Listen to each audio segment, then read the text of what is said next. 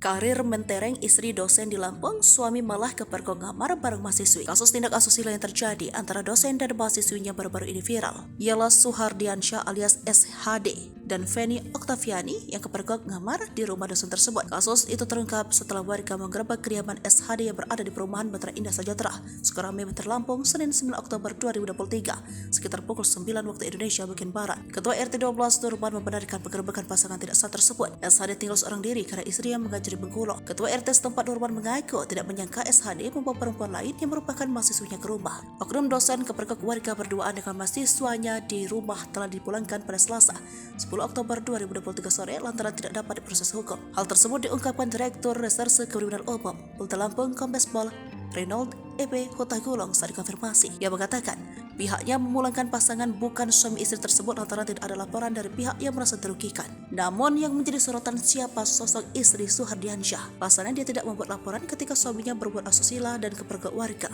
Istri Suhardiansyah yaitu Desni Pratiwi yang disebut telah diselingkuhkan oleh suaminya sendiri karena ada kasus gerebekan ketika sedang sekamar dengan mahasiswi bernama Feni Oktaviani. Melansir dari berbagai sumber, DP merupakan kelahiran Lampung pada 16 Desember 1964. Kini ia berprofesi sebagai seorang guru di salah satu SMP negeri. Melansir dari salah satu sumber, DP tercatat pernah menjadi mahasiswa di Universitas di Lampung dengan program studi S1 Pendidikan Ekonomi. Guru yang masih berusia 28 tahun itu melanjutkan pendidikannya di Universitas Negeri di Pulau Jawa dengan prodi S2 Pendidikan Ekonomi. DP bekerja di Bengkulu sedangkan suaminya Lampung. Lantaran pekerjaan kedua pasangan ini harus pisah rumah karena DP harus mengajar di Bengkulu sedangkan suami mengajar di Lampung.